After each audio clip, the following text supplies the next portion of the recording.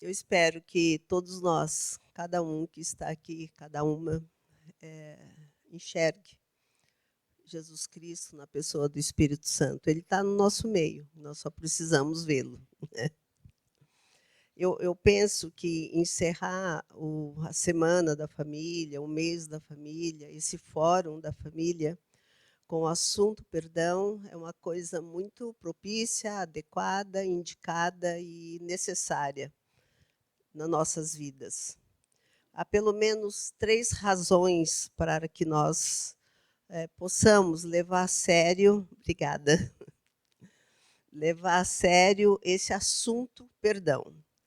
E o primeiro deles é porque perdão tem a ver com relacionamentos, tem a ver com aquilo que é eterno, tem a ver com pessoas e com Deus, porque só pessoas e Deus é que são eternos. Todas as outras coisas vão passar um dia, né? Dinheiro, joia, casa, propriedade, tudo. Só Deus e pessoas são eternos. Então tem a ver comigo, com o outro e com Deus. E é um assunto extenso, né? Porque perdão tem a ver com ofensa, tem a ver com ofensor, tem a ver que algumas vezes nós somos feridos, mas também algumas vezes nós ferimos. Né? Nós não somos só feridos, a gente tem essa miserabilidade humana também, essa capacidade de ferir o outro. Então, é bom pensar um pouquinho como que nós reagimos quando somos feridos e como que nós reagimos quando a gente fere. E eu estou dizendo, né, que perdão tem a ver com relacionamento. E a gente pode viver sem relacionamento? Pode. A gente pode vir aqui para a igreja, começar quando o culto, chegar quando o culto já está começando, sair um pouquinho antes de terminar, não falar com ninguém, não conviver com ninguém. Mas tem uma coisa muito importante, que quem não convive, perde. A única maneira de nós desenvolvermos o fruto do Espírito, citado lá em Gálatas 5, é na convivência. Não tem outro jeito de você desenvolver o fruto do Espírito, que está lá, que tem 9 características, né? Fé, bondade, perseverança, paciência, amor. Acho que eu não vou lembrar os 9, mas é só olhar lá em Gálatas 5, 22, que estão as 9 características lá. Aliás, eu até escrevi aqui, está aqui. Então, o único jeito que tem de nós desenvolvermos o fruto do Espírito, que está em Gálatas 5, com todas aquelas características, é na convivência. Não tem outro jeito. Então, se você não convive, está na hora de começar, senão você não vai desenvolver essa qualidade, né, que no Evangelho nós vamos encontrar a possibilidade dos remidos em Cristo Jesus desenvolver o fruto do Espírito nos relacionamentos. Perdão tem a ver com família. Eu até acredito mesmo, gente, que só na família é que nós vamos perdoar 70 vezes 7. Porque amigo nenhum você vai perdoar 70 vezes 7. Vizinho nenhum você vai perdoar mais do que 2 ou 3 vezes. Mas na família é necessário a gente perdoar 70 vezes 7. E é na família que o inusitado acontece. Quando você menos espera, acontece alguma coisa que fere, que machuca, ou você, quando menos espera, você pode estar também ferindo e machucando. E é na família que o inusitado acontece. De repente, você recebe uma notícia que você fala, epa, na minha família? É, na sua família.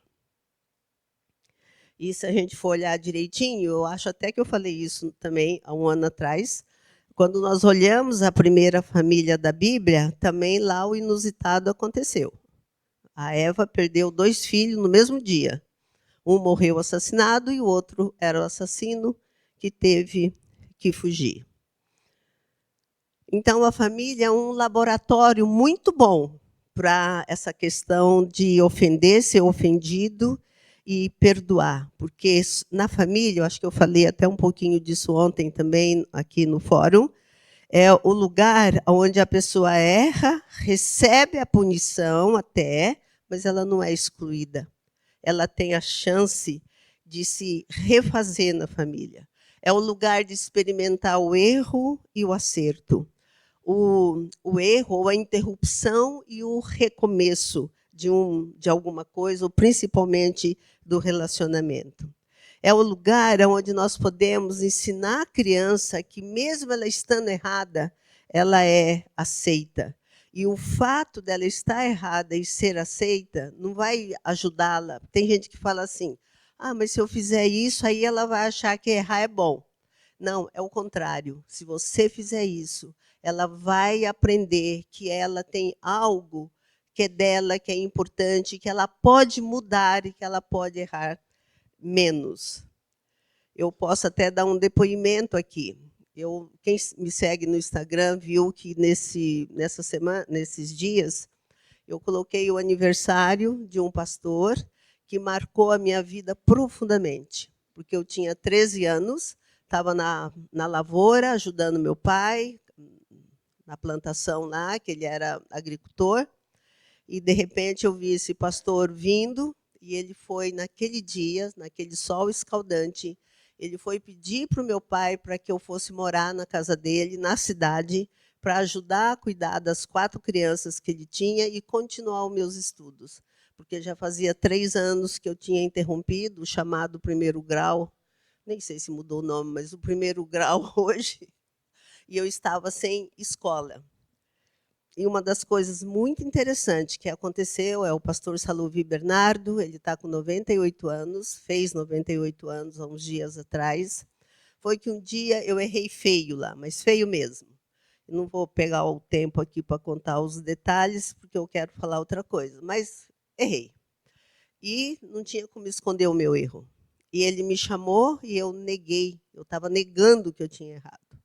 E teve um momento que ele falou assim para mim: Esther, você vale a pena. Eu tenho todo o tempo do mundo para ficar aqui com você. Você vale a pena. E eu vou ficar todo o tempo do mundo que for necessário até que você reconheça o seu erro. Daquele dia em diante, houve uma mudança radical no meu jeito de me ver quando eu erro. E acho que até hoje ainda, quando eu falho em algum relacionamento, em alguma coisa, é como se eu ouvisse aquele homem, aquele pastor, que naquele momento estava tendo uma atitude de pai para comigo, me falando isso. Você vale a pena. Então, naquele ambiente, naquele relacionamento e naquele lar, que estava sendo o meu lar, naquela situação, eu fui refeita do meu erro. E eu pude escolher caminhos novos para a minha vida e não precisar mentir como eu estava mentindo aquele dia. Então, família é um lugar muito apropriado, né, para a gente experimentar o perdão. E é lá que vai ter, talvez, as maiores ofensas, ou as ofensas até mais doloridas na nossa vida.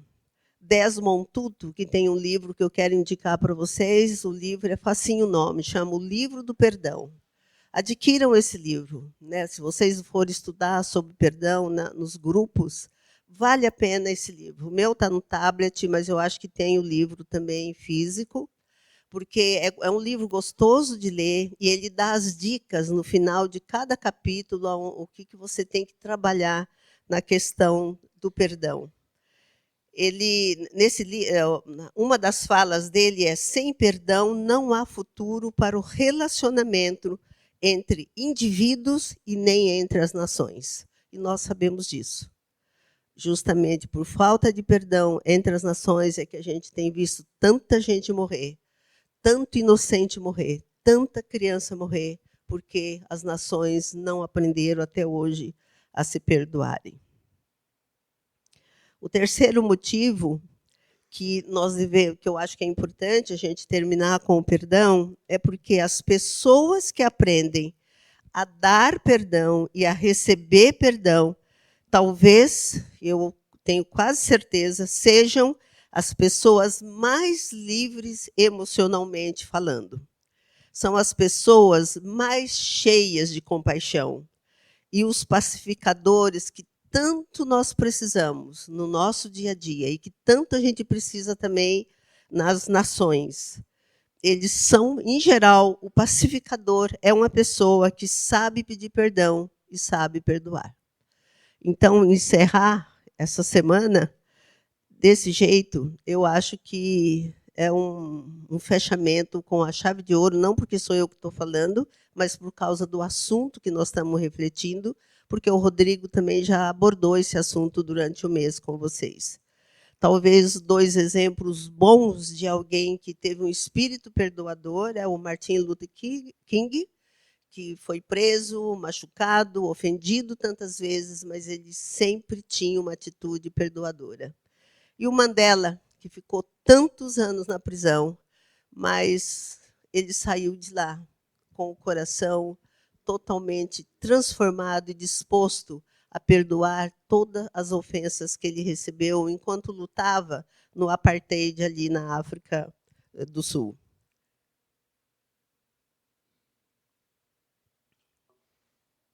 Eu queria abordar, nesse tempo que me falta, o perdão em 3 aspectos: perdão concedido, perdão solicitado e perdão a si mesmo.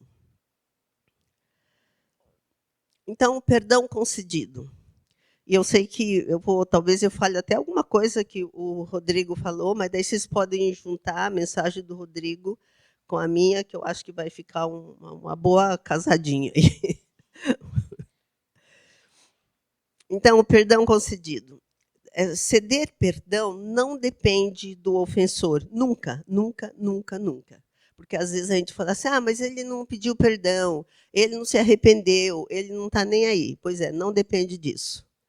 Porque o perdão, o benefício do perdão não é para o outro, o benefício do perdão é para a gente. Então, não depende do ofensor, depende de você. Até porque tem situações que a gente precisa perdoar e o ofensor já morreu. E aí, como é que faz, né? Se o ofensor não está ali para falar nada.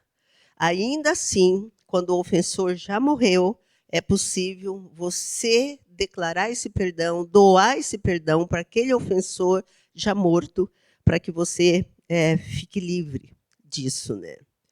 E às vezes também não é possível expressar o perdão para o ofensor. Perdoar não significa que você tem também que chegar lá e falar eu te perdoo. Não precisa. Se você quiser falar, tiver a oportunidade de falar, até pode. Mas não precisa. Para doar o perdão, você não precisa ir lá falar para a pessoa que ela está perdoada. Você pode perdoar e ficar livre, né, dessa prisão que o perdão faz. E o doar o perdão, é isso, acho que o Rodrigo falou um pouquinho, é que ceder o perdão, doar o perdão, oferecer o perdão, é um processo. Não é um ato. Eu lembro quando eu era adolescente, eu aprendi que eu tinha que falar, você está perdoado. E eu não entendia isso, porque eu não sentia no meu coração que eu tinha perdoado coisa nenhuma. Mas eu ouvia muito esse tipo de mensagem, esse tipo de sermão. Até que, com a medida que a vida foi passando, eu fui aprendendo muitas coisas, eu descobri que o perdão tem um começo, sim, mas ele não termina nesse começo. Então, doar o perdão começa com uma decisão. E essa decisão de oferecer o perdão é racional. Você tem que decidir aqui na sua cabeça. Eu vou perdoar essa ofensa. Mas para você caminhar no processo, começou aqui. Ele vai demorar um pouquinho, talvez, para descer para o coração. Por que eu faço essa decisão? Porque essa é uma ordem de Deus, de nós perdoarmos uns aos outros. Se Deus está pedindo isso, Ele vai me dar as condições para andar nessa trilha aí do perdão. Então, eu decido isso. Eu quero perdoar essa pessoa. Aí eu preciso lidar com a ofensa. Que tipo de ferida essa pessoa me fez? Que tipo de dano essa pessoa me causou? Qual é o prejuízo que eu tenho? É um prejuízo emocional? É um prejuízo físico? Pode ser físico. Né? É um prejuízo espiritual? É um prejuízo na minha reputação? Eu lembro que uma vez alguém falou algo de mim que prejudicou muito a minha reputação. Eu acho que até hoje tem pena voando, e era mentira o que estava sendo dito. Então, qual é o prejuízo, qual é a dor que eu estou recebendo dessa pessoa? E isso significa que nós temos que reconhecer que a pessoa te machucou. Vocês já perceberam que muitos de nós, quando o outro fala, ai, me perdoa, acho que eu fiz mal, né? Aí o que a gente fala? Não, você não fez nada. Às vezes a pessoa não fez nada mesmo, tudo bem.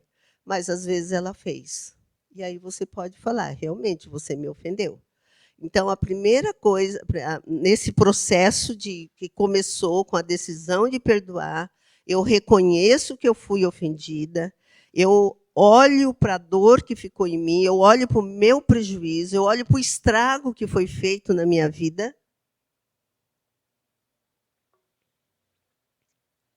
Eu sofro esses danos, mas aí eu vou cuidar dessa ferida que foi feita. E tem muito jeito de cuidar. Um deles, eu acho que eu falei ontem também, é quando a gente conta para alguém confiável, não é para qualquer pessoa, tá? Você escolhe uma pessoa confiável, um conselheiro, um pastor, um padre, alguém que você confia, ou então um profissional da relação de ajuda. E você relata a ofensa que você recebeu. Você trata essa dor. E assim, gente, eu acho muito lindo quando a gente faz a relação com a criação do mundo. Deus falou ao caos, e o caos começou a se organizar na criação. É a mesma coisa quando nós falamos ao nosso caos. Eu tenho uma pessoa que eu já atendo ela há muitos anos, e ela vem uma vez por mês. E outro dia ela me ligou e falou assim, Esther, eu preciso marcar um horário porque eu estou precisando me ouvir. Então, ela estava dizendo, eu preciso marcar um horário que eu vou aí falar para você o que está acontecendo. Nesse falar para você, eu me ouço. E nesse ouvir, tem a possibilidade do caos se organizar. Se você tem uma dor, se você tem um machucado, e você não conta isso para ninguém, isso vai estourar em algum lugar no teu corpo. E, às vezes, até na tua saúde mental. Então, é importante a gente falar. É importante que aquela dor que está dentro saia, tem um corpo aqui fora, e tendo um corpo aqui fora, diminui a minha dor aqui, e eu tenho mais forças para novos caminhos, novas luzes, ou para seguir o meu caminho. Então, eu preciso tratar dessa dor. Quando eu trato dessa dor, aquele saldo negativo do ofensor, porque quando eu sou ofendido, fica uma dívida lá. Alguém está me devendo. Mas quando eu trago, eu lido com essa dor, esse saldo, eu posso cancelar essa dívida. Eu posso passar a régua, que é do meu tempo isso, viu, gente? Passar a régua. Agora é cancelar mesmo, né? Eu apago essa dívida que foi feita. Aí, então, eu concedi o perdão para essa pessoa. Na história de José, a gente vai ver bem esse processo, mas muito mesmo. Se vocês quiserem novamente ler a história, né, que já foi falado aqui, está no capítulo Gênesis, do 37 até o 50. É uma história que vale ler e reler, porque tem muita coisa preciosa ali. Vocês sabem que José foi ofendido, os irmãos dele foram cruéis demais, porque primeiro queria assassiná-lo, depois queriam jogar ele lá num poço, queria deixar lá para morrer. Mas aí o Rúben, que era um irmão que tinha um pouquinho mais de compaixão, concordou de deixar ele lá no poço para ele ir lá depois e resgatar o irmão. E eu fico assim impressionada com o que esses homens fizeram, porque eles não eram mocinhos não, viu? Não era adolescente não, tudo homem barbado. Eles jogaram, o José sim, era um mocinho no nosso tempo, um adolescente, tinha 17 anos. Eles jogaram José no poço, sentaram para comer. E José estava lá, preso, sem comida, sem nada no poço. É impressionante o tamanho dessa maldade, né? Bom, aí alguém teve lá a ideia, não sei qual deles que foi, que teve a ideia de falar, vamos vender, está vindo aí os ismaelitas, eles compram e a gente pode vender como escravo. Então, José foi para o Egito com 17 anos. E Gênesis diz que ele se tornou governador aos 30 anos. Quantos anos passaram aí? 13. Aí o que teve? 7 anos de fartura. 13 mais 7, 20. Aí chegou o momento que veio aos 7 anos de nada, né, de miséria, e o mundo da época começou a sentir fome, que a gente calcula que talvez tenha sido no segundo ano. Se tivesse passado mais 2 anos, então, mais 2 anos. 13 com 7, 20, com mais 2, 22. Então, quando os irmãos de José vão lá no Egito buscar comida, tinha se passado 22 anos da ofensa deles para com José. Eu tendo uma escuta psicológica e um olhar psicológico para a vida de José, eu acho que o processo dele se recuperar disso e dele dar o perdão para os irmãos começou muito antes. Porque quando nós olhamos o nome dos filhos dele, tem uma mensagem bem significativa. Um chamou Manassés, porque eu esqueci o sofrimento na casa do meu pai. O outro chamou Efraim, porque eu estou próspero na terra que eu estou hoje. Os dois nomes têm a ver com o quê? Com o processo da dor e da ofensa que ele recebeu. Aí, quando eles resolvem buscar comida, porque o mundo da época ficou sem comida, José encontra com os irmãos. Ele foi todo bonitinho, simpático com os irmãos? Como ele foi? Os irmãos não o reconheceu, porque depois de tanto tempo, ele era adolescente, ele estava mudado completamente. E falando egípcio, a língua egípcia. Mas entendendo tudo que estava rolando com esses irmãos.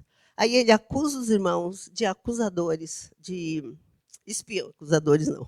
Ele acusa o irmão de espiões e bateu o pé, falou, não, vocês estão aqui estão espionando, e vai tudo para a cadeia. Gente, faz sentido isso? Depois de tanto tempo, depois de 22 anos. Só que pelo nome que ele pôs nos filhos, nós estamos vendo o processo acontecendo na vida dele. E aí, bom, resumindo aqui a história, porque ele apronta mais, né? Ele manda devolver o dinheiro no saco dos irmãos, aí os irmãos voltam para devolver o dinheiro para ele. Aí ele exige que o irmão mais novo venha, tudo apertando os irmãos, num certo sentido, né? E, finalmente, aí ele se revela para os irmãos, né, de um jeito assim muito bonito, eu sou José, que tirou vocês do Egito. Só que lá em Gênesis, nessa situação, está escrito assim, José falou asperamente com seus irmãos. Está escrito lá. Bom, aí o pai dele vem morar no Egito até o falecimento dele, né, até quando o pai de José morre. Sabe quantos anos o pai de José morou no Egito? 17 anos. Aí, quando o pai morreu, o que aconteceu? Os irmãos foram lá conversar com José, porque eles, como nunca eles tinham pedido perdão para José, eles estavam morrendo de medo. E aí José tem uma fala fantástica que eu ouvi o que o Rodrigo falou, e o Rodrigo falou já bastante da fala de José nesse dia. Eu nem preciso falar. Ele fala para os irmãos, fiquem tranquilos, não vou fazer mal nenhum para vocês. E aí está escrito assim, e José falou ao coração dos irmãos. Olha que lindo isso. José fala asperamente com os irmãos, mas 17 anos depois, ele vai falar ao coração dos irmãos. Então, o processo do perdão acontecendo na vida de José. Eu acho fantástico isso na vida de José. E foi quando eu estudei com bastante afinco essa história do perdão, foi que daí eu entendi claramente que o perdão pode até ser que para algumas pessoas seja um ato e não seja um processo, mas para a maioria das pessoas é um processo.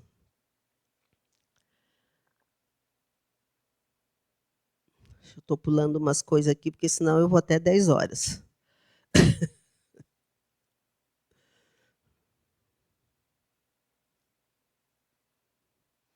Espera aí, estou meio perdida aqui.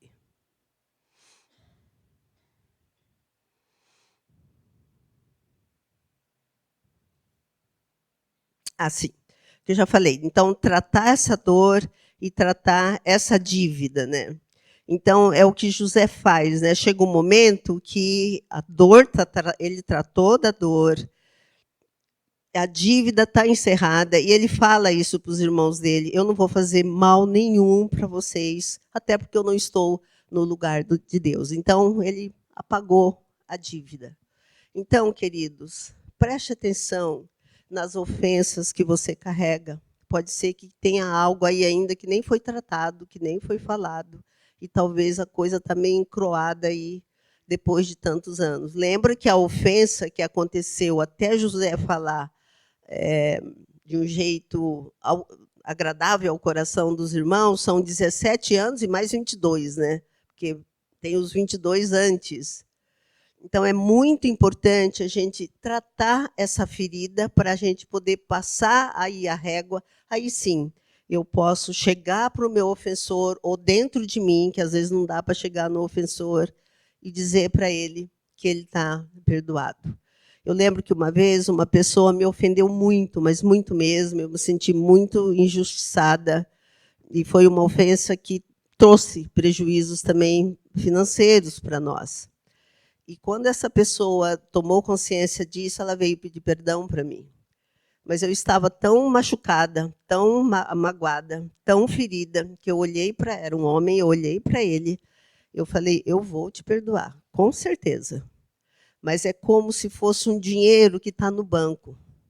Eu não estou com o dinheiro aqui agora. Mas quando eu conseguir pegar o dinheiro lá no banco, eu vou até você e eu vou dizer que você está perdoado. E demorou mais ou menos um ano para me tirar o dinheiro do banco. Mas quando eu tirei, eu fui até essa pessoa, eu disse para ela que ela estava perdoada. Mas demorou, até na minha vida, e aí eu já conhecia isso aqui. Então, eu respeitei o meu tempo e o meu processo diante daquela ofensa. A outra coisa importante no processo do perdão é que o perdão, a gente falou isso aqui também no fórum ontem, ele nem sempre traz o relacionamento de volta. E aí, por que não traz? Porque, às vezes, não é mesmo possível, a pessoa já morreu, não tem como trazer de volta. Então, filhos que foram muito ofendidos por pais, por avós, por pessoas que já faleceram, não tem como, né? Você vai ter que perdoar para se libertar e a pessoa já morreu, não tem como acertar com ela. Às vezes, porque o outro não quer. Essa experiência também é horrível, também já passei por isso. Fui pedir perdão para uma pessoa, ela falou: eu não vou te perdoar. Nem era nada tão grave, ao meu ver. Mas ela disse que não ia perdoar, então não tem muito o que a gente fazer, né? Mas ainda assim eu liberei o perdão para ela.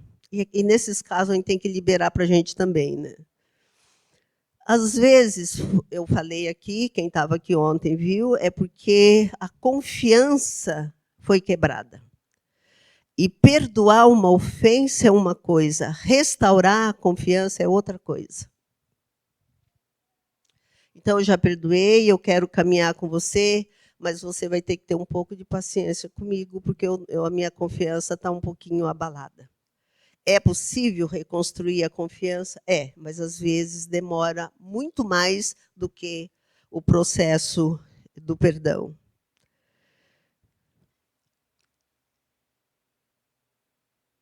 E depois que a gente cede o perdão, e o Desmond Tutu, ele vai falar muito isso no livro dele, eu posso avaliar e decidir que tipo de relacionamento eu quero ter com a pessoa. Que foi uma coisa também que eu cansei de ouvir. Não, mas quando você... E os pastores falavam alto, assim, gritando, que eu ficava até assustada. Quando você perdoa, o relacionamento é restaurado. E aí tinha casos de perdão na minha vida, de ofensas, que eu não dava, não tinha como restaurar nada, né? Então, tem tipos de ofensa que não tem como a gente restaurar mesmo, e alguns tipos de ofensa, o relacionamento vai ser diferente a partir de ali.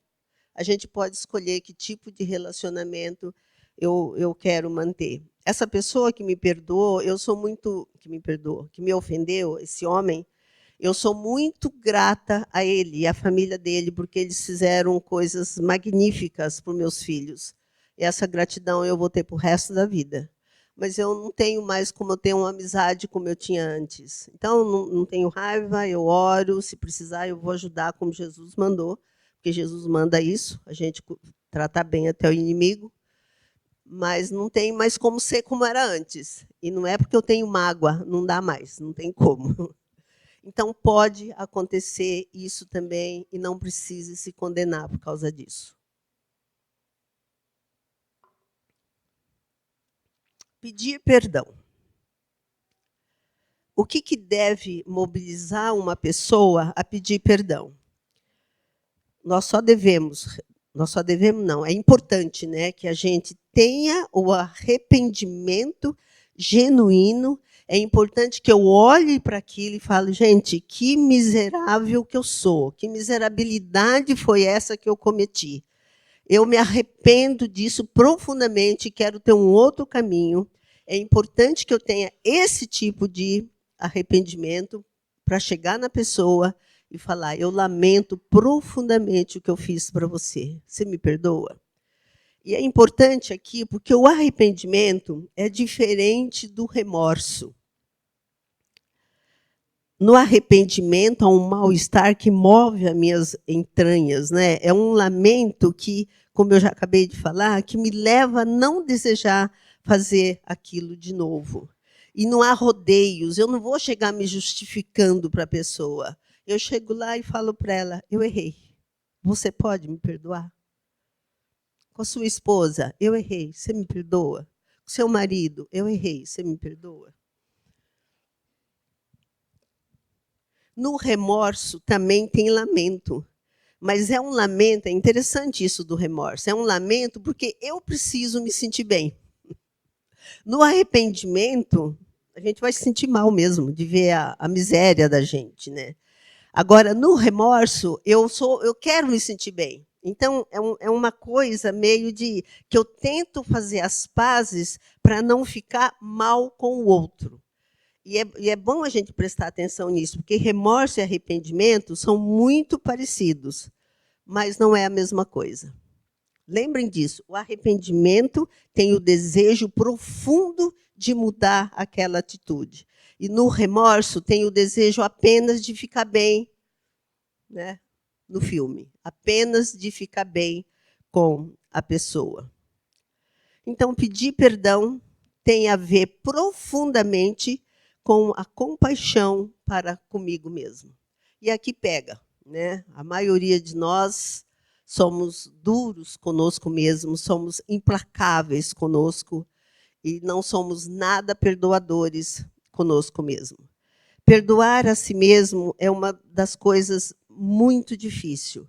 E é interessante porque nós aceitamos o perdão de Deus, mas não conseguimos, muitas vezes, perdoar a nós mesmos. Nós ficamos fixando o nosso olhar na nossa miserabilidade e nós esquecemos que nós também somos criados à imagem e semelhança de Deus. Nós temos um lado caído que vai ferir o outro, temos, e que vai ferir muitas vezes a nós mesmos, é verdade. Mas também nós somos criados à imagem e semelhança de Deus. E você e eu somos preciosos aos olhos de Deus, ao ponto dele descer aqui, vir viver conosco e pagar um preço alto na cruz para que você pudesse ter vida e vida abundante. E aqui talvez cabe uma palavrinha para os pais que já criaram filhos e que os filhos estão adultos e que, de repente, você se arrepende de coisas que você fez com seus filhos. E você olha e fala, ai, gente, por que eu fiz isso? Queridos pais que estão aqui e queridas mães que estão aqui, seja amável com você, tenha compaixão com você, seja bondoso com você, seja bondosa com você. Você errou? Errou. Eu também errei, profundamente com meus filhos. Eu lamento algumas coisas que eu fiz com os meus filhos. Lamento mesmo. Mas, gente, era o melhor que eu tinha para dar para eles. Eu não tinha mais nada para dar para eles, a não ser o que eu dei. Então, eu preciso, como pai, como mãe, desses erros que a gente fez e nem tem mais como consertar, né? Como é que a gente conserta? Não dá, né? Você precisa ter um olhar amoroso para com você, um olhar cheio de compaixão para com você e entender que naquele momento, naquela circunstância, era o melhor que você podia dar para os seus filhos. Seus filhos ou para alguém que você ofendeu e agora você olha e fica, meu Deus, por que eu fiz isso, né? Fez porque você estava limitada naquele momento, fez porque era o melhor que você tinha, fez porque era o que dava para fazer.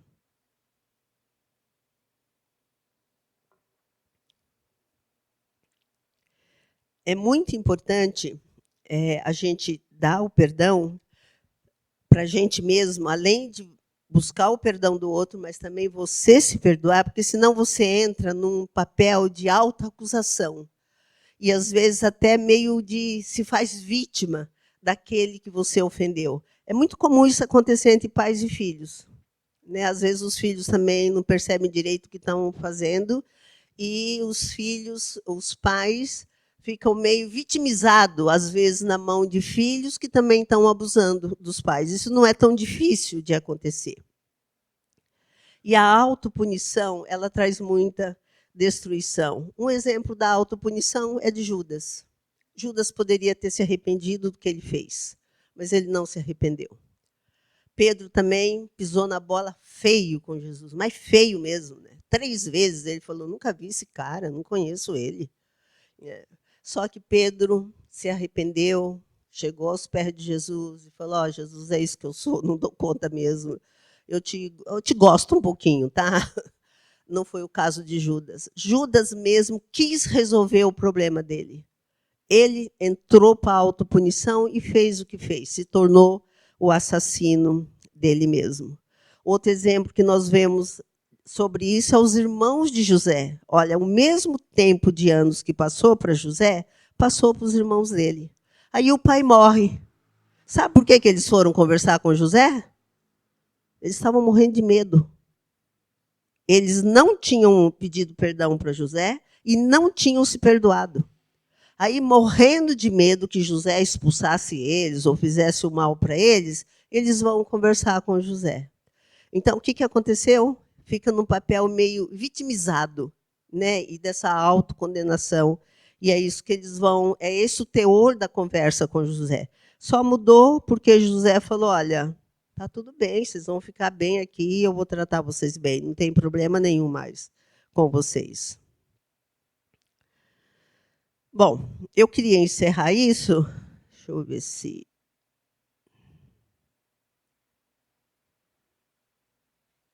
Não, vamos caminhar um pouquinho mais. 3 resultados quando a falta da gente doar perdão. Primeiro, amargura e rancor. Quando eu não perdoo, né, eu não dou o perdão para o outro. Segundo, eu fico também no papel de vítima. A pessoa me ofendeu, ela é o ofensor, ela me fez mal, então eu fico meio assumindo esse papel de vítima, e tem gente que fica anos nisso, vitimizada, porque não perdoou o ofensor. E terceiro, que talvez é um que a gente mais conhece, eu posso ficar arquitetando uma vingança. Ou então feliz quando aquela pessoa se dá mal. Isso é arquitetar uma vingança. E a vingança, ela pode deixar a gente feliz por um pouquinho de tempo, né? Às vezes deixa, né? Você olha e fala, ai, bem feito. Que bom que não deu certo aquilo lá para ele. Só que o perdão vai deixar a gente feliz a vida inteira. Olha, gravem isso. A vingança deixa você feliz um pouquinho. O perdão deixa você feliz a vida inteira.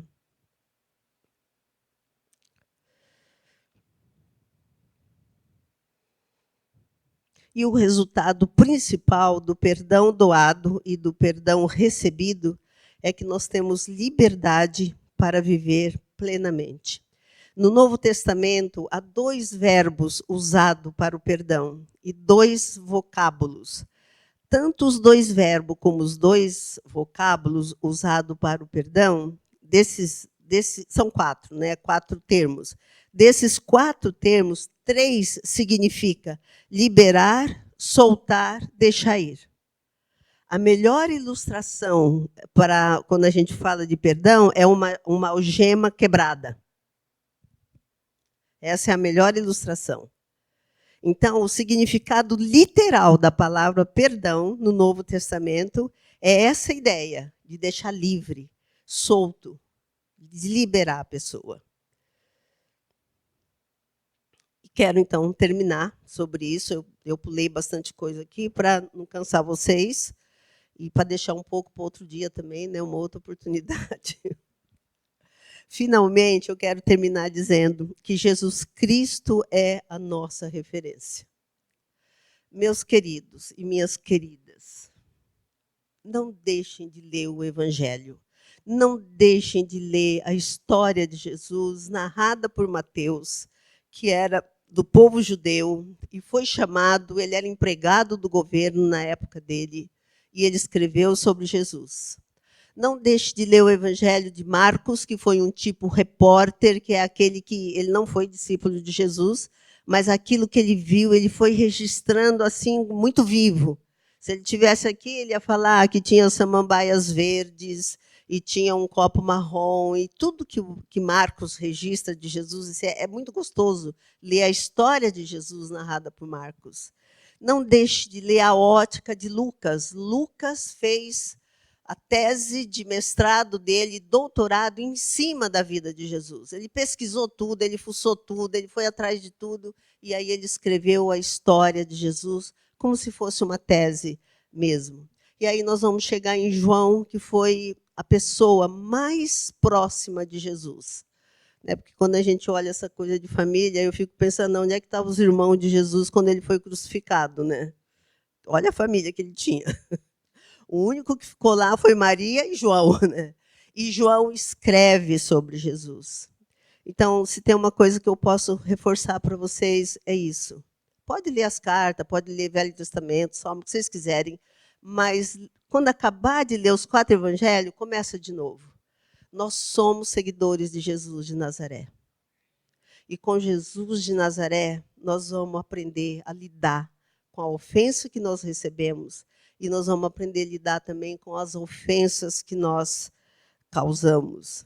Quando Jesus estava na cruz, sofrendo horrores, porque a morte de cruz é extremamente dolorida, mas muito dolorida, ele declarou bem alto para todos ouvirem: Pai, perdoa-lhes porque eles não sabem o que fazem. Então, se tem alguém que é nossa referência para conceder perdão, esse alguém é Jesus, diante das ofensas que ele recebeu. E agora vem uma coisa que eu também amo na ótica cristã, e amo ver isso em Jesus. Jesus conheceu o caminho de ser ferido. Pare para pensar nisso. Ele não precisava disso, mas ele conheceu o caminho de ser ferido. Ele trilhou por caminhos sofrendo as piores ofensas. E justamente porque ele trilhou esse caminho sofrendo as piores ofensas, ele pode caminhar conosco nas nossas dores, nos fortalecendo e nos dando recursos para liberar perdão. Então, que Jesus Cristo seja a nossa referência nesse assunto de dar perdão, de receber o perdão e de ter um olhar perdoador também para consigo mesmo.